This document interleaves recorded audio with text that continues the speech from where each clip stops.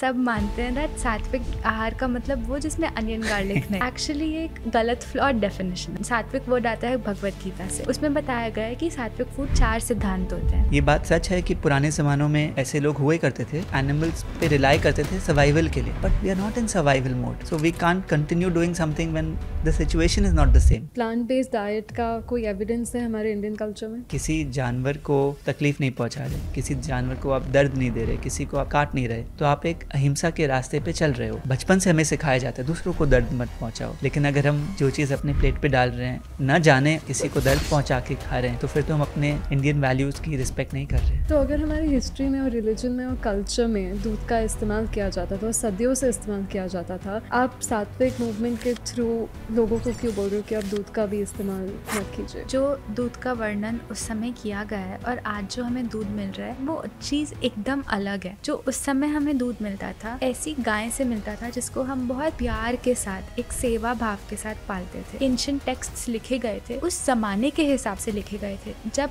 गाय एक माता थी, लेकिन आज गाय एक माता नहीं एक मशीन बन गई है।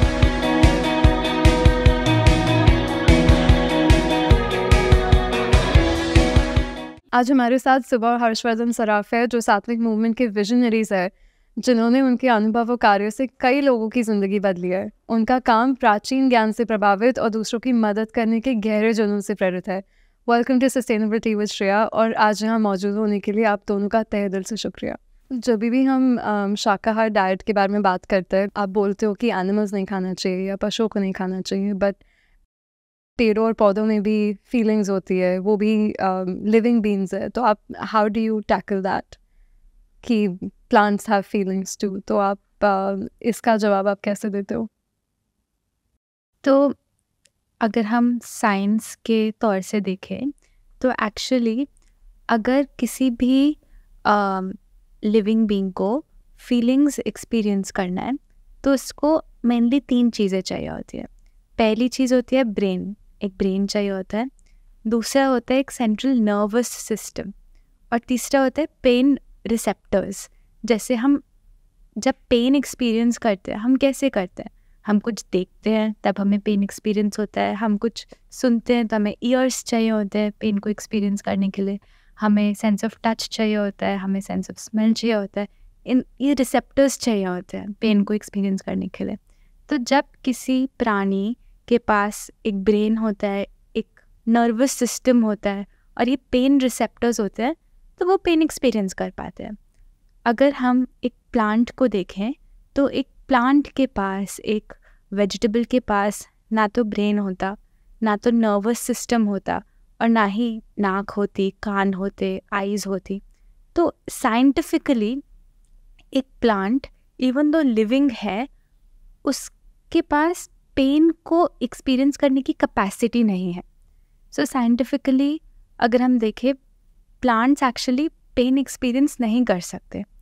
और इसको अगर हम एक और तरीके से समझें, ये तो एक लॉजिकल तरीका हो गया समझने का, लेकिन अगर हम एक कॉमन सेंस के नज़रिए से समझें, अगर हम एक रूम में हैं और अगर हम एक छोटे बच्चे को रूम में भेज देते हैं, और उसी रूम में हम एक hen को भेजते हैं, और उसी रूम में हम एक गाजर को भेजते हैं, और उस hen के साइड में एक चाकू भी पड़ा है, और उस बच्चे को भूख लगी, हम भूखे बच्चे को भेजते हैं उस कमरे में। अगर हम 1 घंटे बाद आते हैं, हम क्या देखेंगे? वो बच्चा उस hen के साथ खेल रहा होगा और वो गाजर को पकड़ के खा रहा होगा।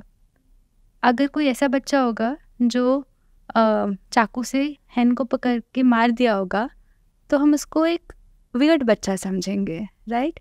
क्योंकि उसका किसी भी बच्चे का इंस्टिंक्ट नहीं होता कि वो मारे किसी जानवर को।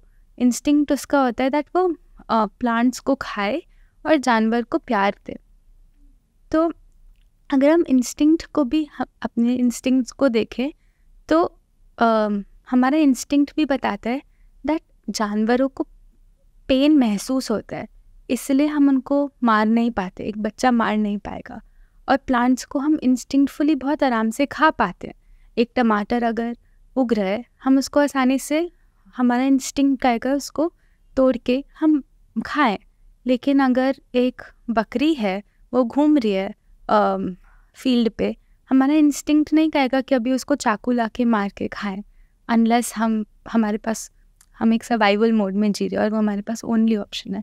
बट अगर हमारे पास ऑप्शंस अवेलेबल है तो हमारे इंस्टिंक्ट्स भी हमें गाइड करते हैं दैट क्या सही है और किस एंटिटी को वो पेन फील होता है और किसको नहीं।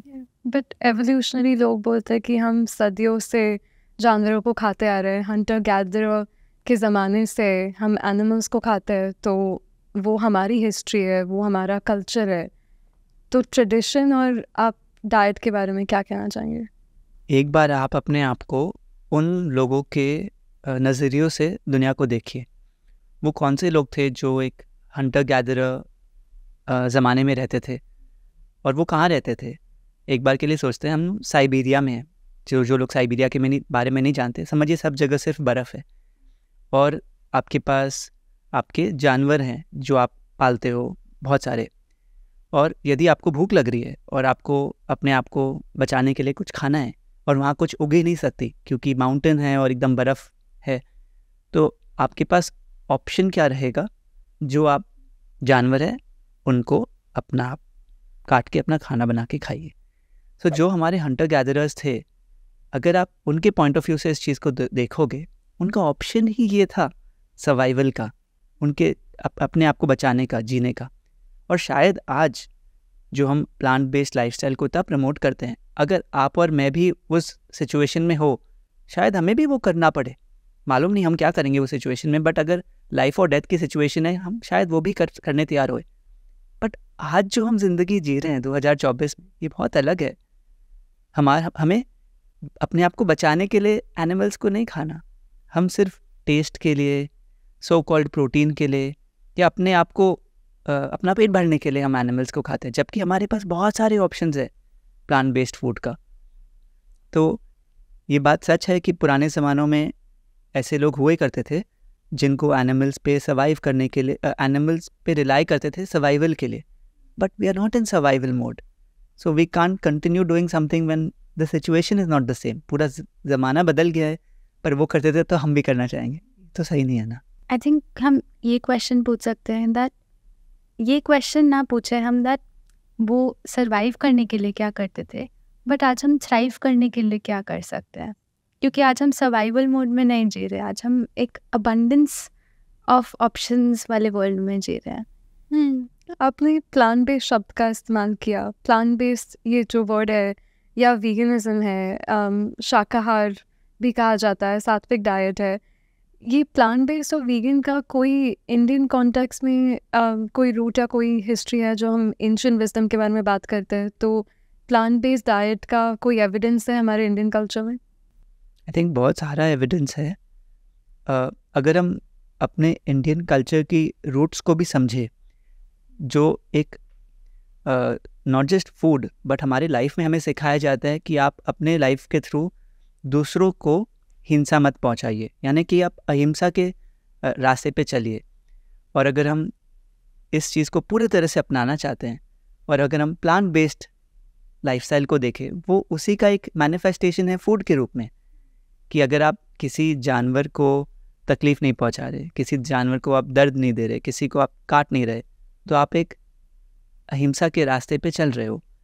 तो बचपन से हमें सिखाया जाता है दूसरों को दर्द मत पहुंचाओ, लेकिन अगर हम जो चीज़ अपने प्लेट पे डाल रहे हैं, ना जाने किसी को दर्द पहुंचा के खा रहे हैं, तो फिर तो हम अपने इंडियन वैल्यूज़ की रिस्पेक्ट नहीं कर रहे हैं।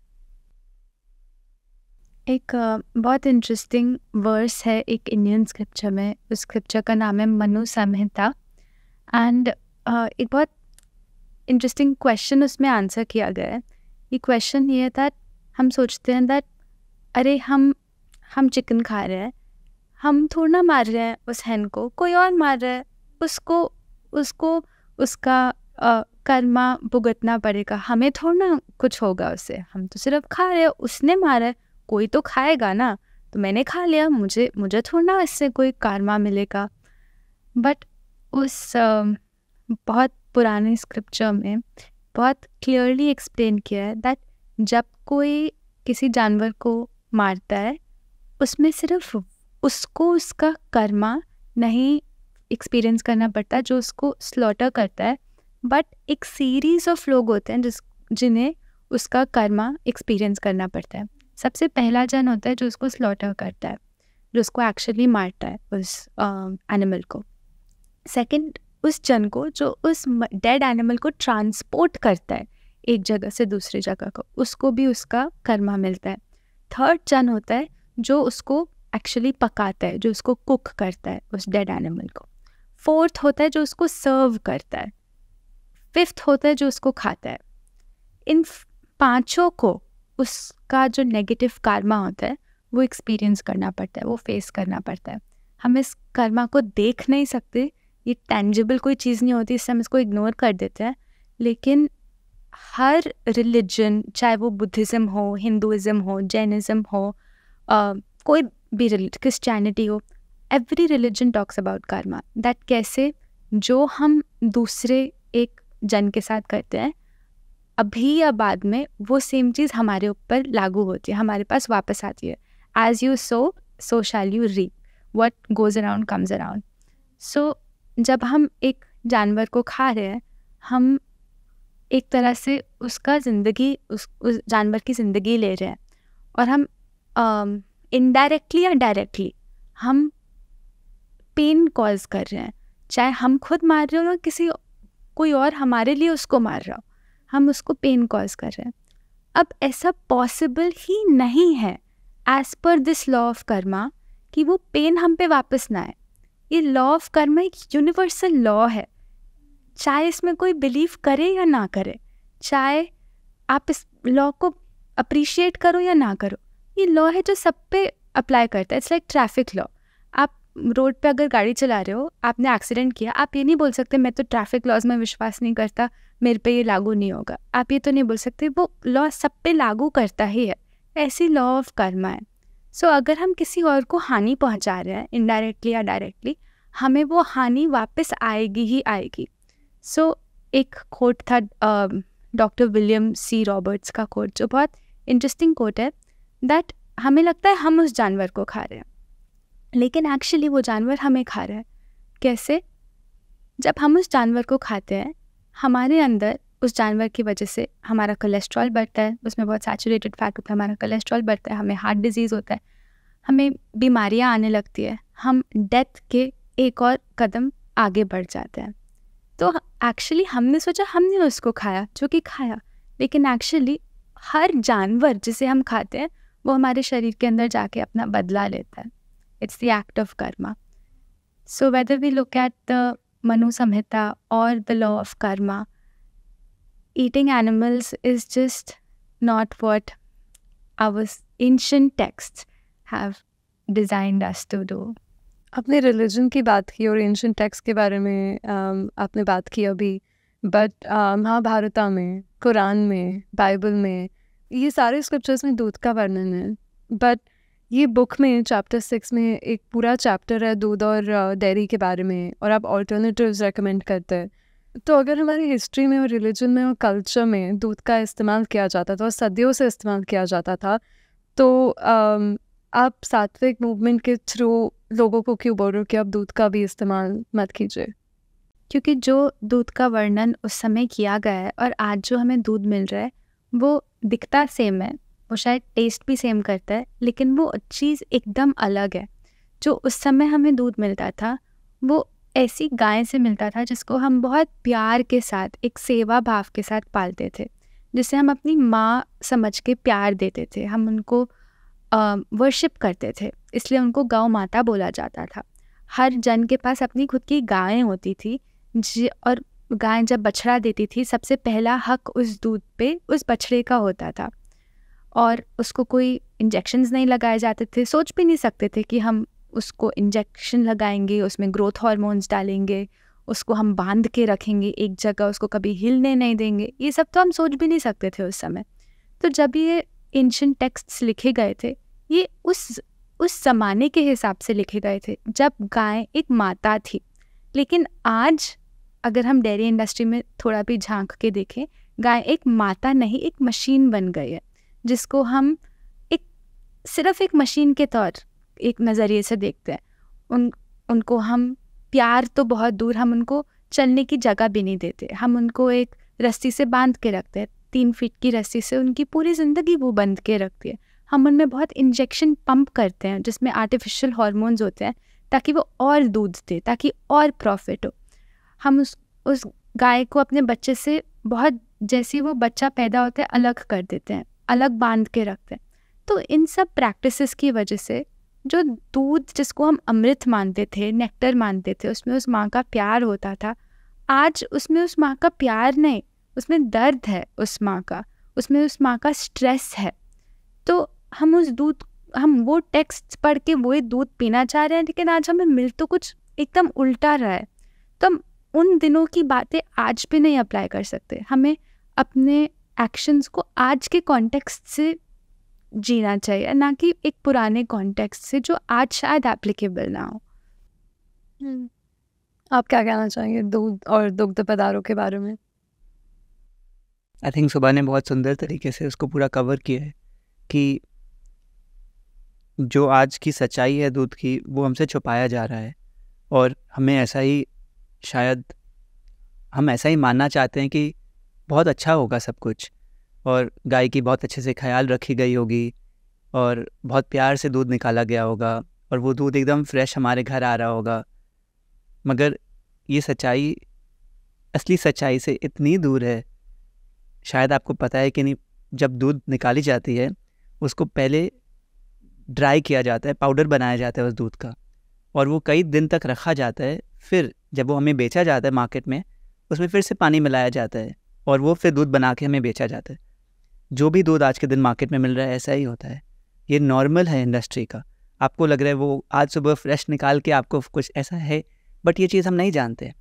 तो हम सोचते हैं कि बहुत प्यार से निकाला जा रहा है, बहुत अच्छे से रखे जा रहे हैं इन गाय को, बट ऐसा नहीं है। तो हम रेकमेंड करते हैं कि आप दूध पीना चाहते हो, कोई इश्यूज़ नहीं है, कोई प्रॉब्लम नहीं है, बट आप सच्चाई को जानिए। और अभी इतना मुश्किल हो गया है सच्चाई को जानना, शायद आपको खुद जाके देखना पड़ेगा। और हम कोशिश कर रहे हैं वीडियोस बनाने का इस बारे में, ताकि आप जब खुद सच्चाई को जानेंगे तो ये डिसीजन आपके लिए बहुत आसान हो जाएगा कि क्या आप ये पीना चाहते हैं जिसको हम कह तो रहे हैं दूध है, बट क्या ये दूध के लायक है, दूध बोलने लायक है इसको? शायद नहीं। और ऐसा नहीं है कि अगर हम दूध नहीं पियेंगे तो हमें न्यूट्रिशन कम मिलेगा। अगर ऐसा होता तो वर्ल्ड क्या जितने सारे टॉप एथलीट्स क्यों आज एक प्लांट बेस्ड डाइट की तरफ बढ़ रहे होते।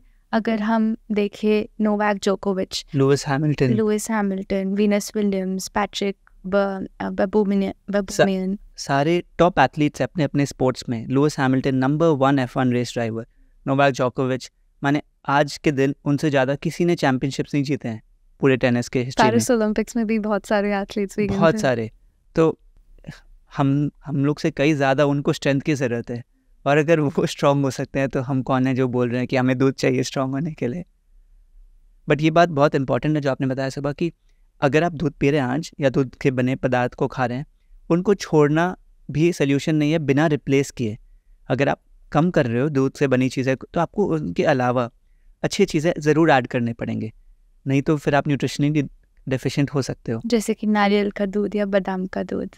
हाँ, और फल, सब्जियाँ, हरे भरे पत्ते, तो ये सारे चीज़ों को इंक्लूड करना बहुत ज़रूरी है। अगर किसी को सात्विक लाइफस्टाइल या सात्विक डाइट ट्राई करना है, पहला स्टेप क्या रेकमेंड करेंगे किसी को? पहला स्टेप समझना कि क्या होता है सात्विक डाइट और सात्विक lifestyle. How can you simplify सात्विक डाइट? अगर किसी को आप एक सेंटेंस में आप समझा सकते हैं कि सात्विक लाइफस्टाइल या सात्विक सात्विक डाइट या सात्विक लाइफस्टाइल क्या होती है? सात्विक आहार या सात्विक लाइफस्टाइल दोनों। सबसे पहले तो ये समझाने से पहले कि क्या होता है, हमें ये समझाना पड़ेगा क्या नहीं होता। तो सब मानते हैं दैट सात्विक आहार का मतलब वो जिसमें अनियन गार्लिक नहीं है। सिर्फ ये कि सात्विक फूड कितने भी मिर्च मसाले हो, कितना भी फ्राइड हो, कितना भी तेल हो, कितना भी दूध हो, सब कुछ हो सकता है, बट अनियन गार्लिक नहीं है अच्छा सात्विक है। लेकिन ऐसा नहीं होता। एक्चुअली ये एक गलत फ्लॉड डेफिनेशन है सात्विक फूड की। रियल सात्विक फूड, सात्विक वर्ड आता है भगवत गीता से, और भगवत गीता में रियल सात्विक फूड की बहुत क्लियर डेफिनेशन दी गई है। उसमें बताया गया है कि सात्विक फूड चार सिद्धांत होते हैं। पहला सिद्धांत होता है कि वो लिविंग होता है, मतलब उसमें जान होती है। मतलब अगर आप किसी भी फ्रूट को लो, सीड को लो, दाल को लो, अगर आप उसको ज़मीन में बो, उसमें से पौधा उग जाएगा, क्योंकि उसमें जान है, उसमें लाइफ फोर्स है, प्राण है, उसमें एनर्जी है। तो इसका ऑपोजिट होता है वो फूड जो बहुत रिफाइन करके, बहुत प्रोसेस करके एक पैकेट, बॉटल, टिन, कैन में आता है। तो वो लिविंग फूड नहीं होता, वो ऑपोजिट ऑफ लिविंग फूड होता है। सेकंड प्रिंसिपल सिद्धांत होता है सात्विक फूड का कि उसमें पूर्णता होती है। पूर्णता का मतलब उसमें से उसके जो इम्पोर्टेंट तत्व होते हैं वो निकाल के फेंक नहीं दिए जाते। जैसे अगर हम देखें, प्रकृति ने हमें गन्ना दिया, शुगर केन दिया, प्रकृति ने हमें खजूर दिया, प्रकृति ने हमें वाइट शुगर नहीं दी, तो हमने वो शुगर केन लिया, हमने उसमें से सिर्फ उसका मिठास निकाल लिया, उसको प्रोसेस करके शुगर क्रिस्टल्स में कन्वर्ट किया, फाइबर वगैरह सब बाहर फेंक दिया, और हम सिर्फ उस एकदम चीनी को खाने लगे। तो वो हमारे बॉडी में जाके प्रोसेस नहीं हो पाता, क्योंकि प्रकृति ने बनाया ही नहीं वो हमारे लिए, तो उसमें पूर्णता नहीं है उस चीनी में। ऐसे जो रिफाइंड फ्लावर्स होते हैं, जैसे मैदा होता है, उसमें पूर्णता नहीं है, वो होलसम नहीं है, वो एक तत्व उस भोजन का निकाल के हमने खा लिया, बाकी सब फेंक दिया, तो उसमें से पूर्णता चली गई। तीसरा सिद्धांत सात्विक फूड का होता है कि सात्विक फूड पेड़ पौधों से आता है, प्लांट बेस्ड होता है, और पशु पक्षियों से नहीं आता। तो इसका मतलब कि जो भी चीज़ किसी पक्षी को, किसी पशु को हानि पहुंचा के आती है, वो सात्विक फूड में नहीं इंक्लूड हो सकती, क्योंकि सात्विक, अगर हमें सात्विक बनना है तो हम किसी को दर्द दे के तो सात्विक नहीं बन सकते। और लास्ट सिद्धांत सात्विक फूड का होता है दैट वो वाटर रिच होता है, मतलब वो रस से भरा होता है। ऐसा भोजन जिसमें बहुत वाटर होता है, ऐसा होता है फ्रूट्स, सब्जियां, जूसेस, ग्रीन्स। तो जितने ज़्यादा वाटर होते हैं उतना ज़्यादा वो फूड सात्विक होता है। मैंने आपकी कई सारी वीडियोस देखी है, एंड वो वीडियोस में आप तेल नहीं इस्तेमाल करते, तो आप तेल के अलावा आप क्या यूज़ करते हो? सो तेल के आप मानिए 3 लेवल्स होते हैं। एक होता है रेड, एक होता है येलो, एक होता है ग्रीन। तो रेड में आता है रिफाइंड ऑयल, जो कि हम नहीं इस्तेमाल करते, क्योंकि रिफाइंड ऑयल बहुत, as the name suggest, refinement होके बनता है। उसमें बहुत ज़्यादा हीट इन्वॉल्व होती है उस तेल को एक्सट्रैक्ट करने के लिए, उसमें केमिकल्स ऐड किए जाते हैं बहुत ज़्यादा। जो सेकंड होता है उसका एक ऑल्टरनेटिव होता है, वो होता है कोल्ड प्रेस्ड ऑयल, मतलब ऐसा तेल जो कच्ची घानी में, उसको कच्ची घानी का तेल भी बोलते हैं, जिसमें प्रोसेसिंग बहुत कम होती है कंपेयर टू रिफाइंड ऑयल। उसमें उतनी ज़्यादा हीट नहीं इन्वॉल्व होती। जैसे नारियल का तेल, जैसे प्रेस नारियल का कोई भी ऑयल, Okay. आप मूंगफली का तेल, नारियल का तेल, मस्टर्ड का तेल, सेसमे का तेल, कोई भी तेल या तो रिफाइंड प्रोसेस से बन सकता है जिसमें बहुत हाई हीट होती है और बहुत केमिकल्स होते हैं, या फिर वो कोल्ड प्रेस्ड कच्ची घानी के तरीके से बन सकता है जिसमें लो हीट होती है और कोई केमिकल्स नहीं होते, कोई भी ऑयल।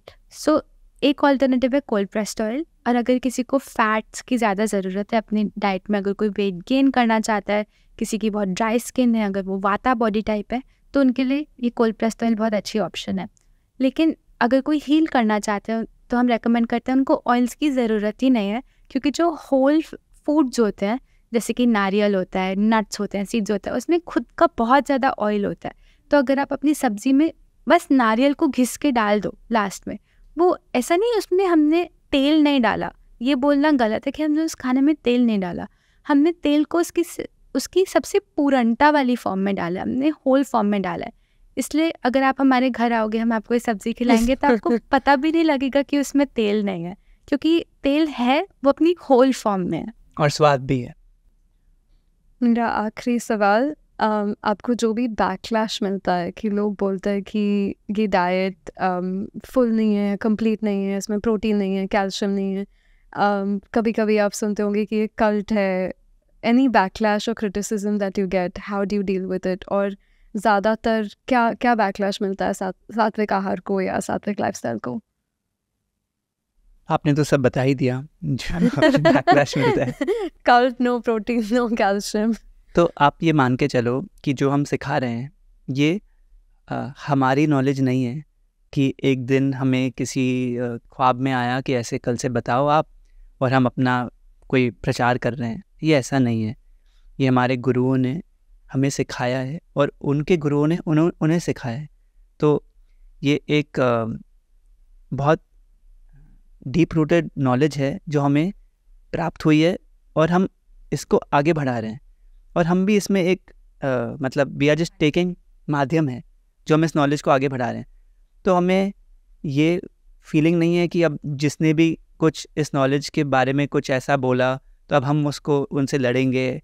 हमें ऐसा लगता है ये हमारी अभी धर्म है, इसको आगे बांटना लोगों के, क्योंकि हम देख रहे हैं कि बहुत लोगों को फ़ायदा हो रहा है और हमें भी बहुत फ़ायदा मिला है। तो दुनिया में आप कुछ भी अच्छा करने जाओगे तो ऐसे बहुत लोग होंगे जो उसके बारे में बुरा बोलेंगे, बट इसका मतलब ये नहीं कि वो बुरे लोग हैं, या इसका मतलब ये नहीं कि हम अपना धर्म निभाना छोड़ दें। इसका मतलब ये कि हम अपना आगे देखें और आगे चलते जाए, और वो अंदर दिल के अंदर वही एक भाव होना चाहिए कि हम सच में हेल्प कर रहे हैं दूसरों की, और ना कि हम किसी को गलत साबित करने के लिए कुछ वैसा बोलेंगे। तो जब दिल में वो फीलिंग होती है तो थोड़ा आसान हो जाता है। वो जो लोग थोड़े नेगेटिव बोलते हैं वो बुरा नहीं लगता, कि वो अपने जगह अपने में सही हैं। बट हाँ, अगर कोई कंस्ट्रक्टिव फीडबैक दे रहा है कि शायद कुछ वो कह रहे हैं जो इम्पोर्टेंट है, तो ये सुनना भी बहुत ज़रूरी है। कभी कभी हम कुछ शेयर करते हैं जो प्रैक्टिकली पॉसिबल नहीं है, मुश्किल होता है लोगों को, तो हम भी अपने रास्ते को ट्वीक करते हैं। हमारे गुरुओं ने हमें कुछ सिखाया है, बट हम देख रहे हैं कोई लोग कर ही नहीं पा रहे। अब उसका मतलब ये नहीं कि नहीं, उन्होंने बोला है आप ऐसे ही करो, हम उसको अडेप्ट करते हैं, हम उसको ट्वीक करते हैं ताकि लोग उससे फ़ायदा ले सके। बट हमें बुरा नहीं लगता कोई ऐसे बोलता है कि वो अपने जगह में शायद सही होंगे। ऐसे बहुत लोग भी होते हैं जो पूरा वीडियो बनाते हैं कि कैसे आप रिएक्शन वीडियो आपके वीडियो के ऊपर। हाँ, कि कैसे सात्विक मूवमेंट जो सिखा रहा है वो गलत है, वो अनसाइंटिफिक है, वो प्रैक्टिकल नहीं है, वो बहुत महंगा है। और कभी कभी जब पर्सनली जब मैं ऐसा वीडियो देखती हूँ, मुझे ऐसा लगता है क्यों ये ऐसे कर रहे हैं, मतलब वो अपना कर रहे हैं, वो ऐसे दूसरों पे ऐसे क्यों कर रहे हैं। और कभी कभी मैं ऐसे परेशान हो जाती थी, ज़्यादा परेशान नहीं, थोड़ा बहुत। और फिर मैं हर्ष को बोलती थी। सो हर्ष मुझे हमेशा बोलते थे दैट अगर आप किसी भी मैसेज को आगे पहुंचा रहे हो और अगर आपको कोई क्रिटिसिज्म नहीं दे रहा, अगर आपको कोई ऐसे बैकलैश नहीं दे रहा, मतलब आप बड़ा काम नहीं कर रहे। तो अगर कोई ऐसे कर रहे हैं, मतलब वो आवाज़ जो आप इस दुनिया को पहुंचाना चाह रहे हो वो पहुंच रही है, तभी तो लोग क्रिटिसाइज़ कर रहे हैं। तो हमें लगता है लोग अच्छा बोले अच्छी बात है, लोग क्रिटिसाइज़ करें अच्छी बात है, लेकिन हमें प्रॉब्लम होती है जब कोई कुछ नहीं बोलता या फिर ये मैसेज लोगों तक पहुंचता ही नहीं। वो हमें पेन देता है, क्योंकि हमें ये मैसेज मिला, हमें लगता है हमारा ज़िंदगी का धर्म है कि आगे पहुँचे, बस आगे पहुँचे। अब लोग कुछ भी बोले, उनका तो काम ही है बोलना। मैं महंगाई के बारे में 1 मिनट बात करना चाहूँगी, बिकॉज लोग बोलते हैं कि प्लांट बेस्ड डाइट या सात्विक आहार महंगा होता है।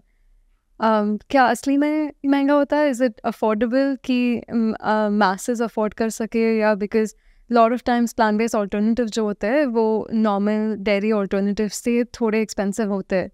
तो अफोर्डेबिलिटी के बारे में आप लोगों को क्या बोलते हैं?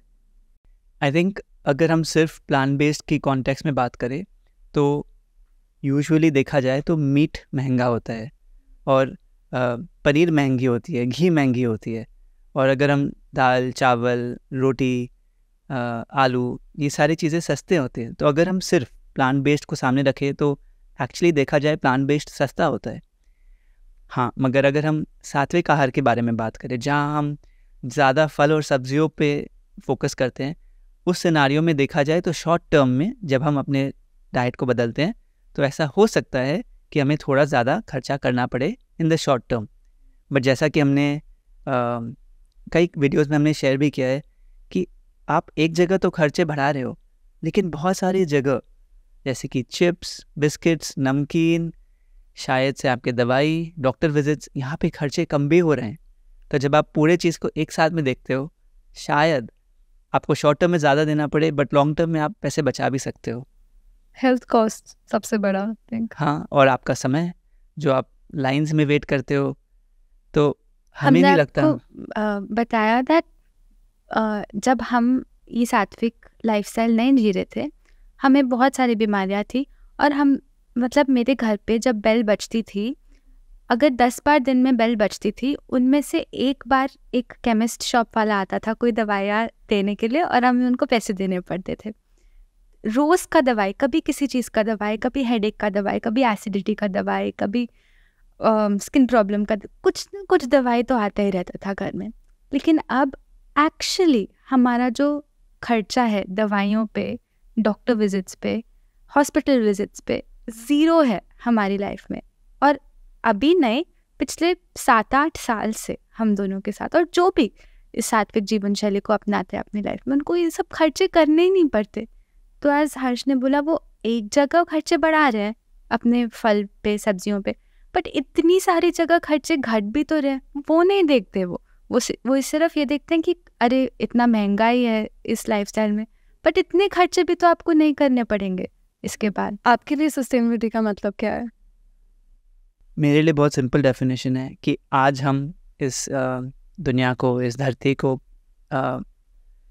एंजॉय कर पा रहे हैं, यहाँ लिव कर पा रहे हैं, और हम अपने एक्शंस को इस तरह से जिए ताकि हमारे आने वाले जो जनरेशन्स हैं वो भी इस अर्थ का, मदर अर्थ का उतना ही एंजॉय कर पाए।